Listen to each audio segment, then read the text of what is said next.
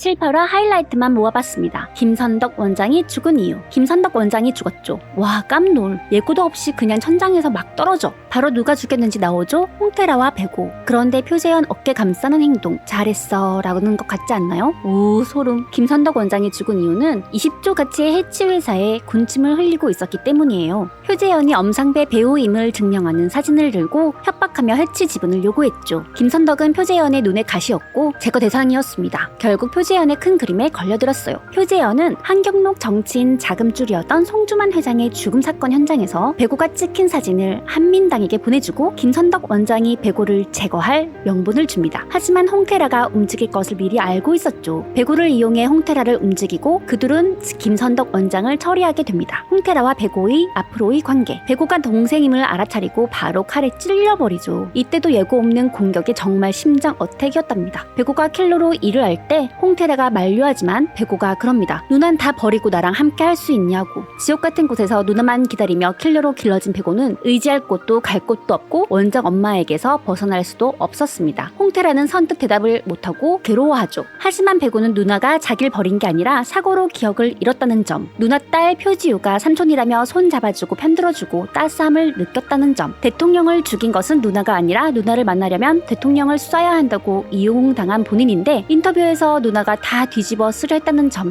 등 많은 사건에서 마음이 흔들립니다. 누나를 사랑하는 마음이 큼을 알 수 있는데 조 실장을 만난 그 사건이 복선이 될 것 같습니다. 조 실장은 표재현에게도 버려지고 김선덕 원장이 자기를 제거하려 하자 배고를 찾아가 누나를 죽여라. 안 죽이면 자기가 죽이겠다고 선포를 날리죠. 배고는 나중에 조 실장으로부터 누나를 지키기 위해 목숨을 바칠 것 같습니다.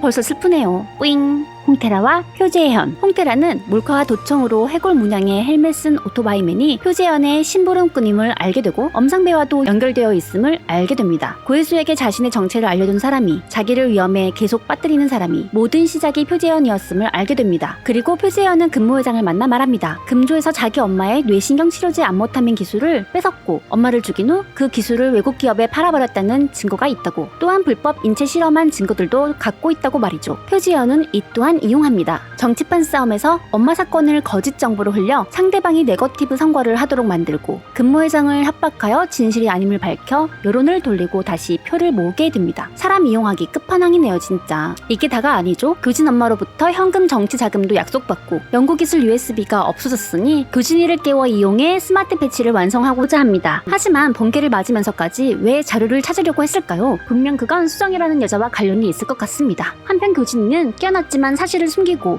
우연히 방문한 홍테라를 이용해 엄마를 만나 수정이를 찾으려고 합니다. 이번 주 수정이의 정체가 나타날지 기대가 되죠. 그리고 교진 본인 스스로 스마트 패치를 붙여 기억을 주입하는데 티빙 실시간 시청자님이 뭐하는 건지 우리한테도 좀 알려주면 참 좋겠는데 라고 해서 빵 터졌습니다. 이상윤 연기 늘어서 소름이라는 평도 너무 웃겼답니다. 고혜수와 사건의 진실. 엄상배가 도진에게 표재현 엄마 사건을 배우는 금모회장이라고 사실대로 밝힙니다. 도진은 아빠에게 달려가 사실을 알고 있다 얘기하는 도중 비자금 회사 제이크 컴퍼니를 알게 됩니다. 혜수가 자신의 아빠 저격 사건을 조사하다 다이아몬드 관련 배우 중 제이크 컴퍼니가 있음을 밝혔는데 도진이가 이 사실을 숨기려는 걸 혜수가 결국 알게 되죠. 혜수는 점점 흑화합니다. 홍유라를 죽인 범인은 바로 구성찬입니다. 사랑하지만 또한 사랑했기에 살인을 저지르게 됩니다. 그걸 숨기기 위해 여기저기 말을 하고 다니며 의심하게 만들고 옅은 미소 보이나요? 구성찬 진짜 연기 하나는 정말 잘하는 것 같아요. 분명 홍유라는 표재현에게 쫓겨 도망가고 있었고 호수의 지갑을 버리는 것을 표재현이 회상하는 장면이 있는데 그건 뒤에 있었다는 거죠. 따라가다 인기척에 발길을 돌려 도망가고 계단 아래에 있던 사람은 구성찬이 저지르고 맙니다. 도진이는 홍유라의 헬멧 선물을 나중에 확인하며 자살할 사람이 이런 편지를 썼다고? 라고 말하는 것을 보면 도진이는 범인이 아니죠. 표재현은 USB를 찾으려고 홍유라 주변을 수색하다 번개에 맞아 프랙탈 구조의 흉터를 가지게 된 것 같습니다. 자, 벌써 9, 10화가 기대가 되는데요. 표재현의 더 큰 그림을 알 수 있을 것 같습니다. 그리고 홍테라는 표재현에게 나를 홍테라로 만든 너의 의도대로 살지 않을 거라 선포도 하죠. 저는 표재현이 홍테라를 사랑하는 것으로 보이는데요. 과연 표재현의 모든 것이 악랄한 악일지 아니면 하나의 선을 위한 필요 악일지 궁금합니다. 점점 재밌어지는 판도라 드라마탑과 함께해요. 드라마탑 클릭 클릭.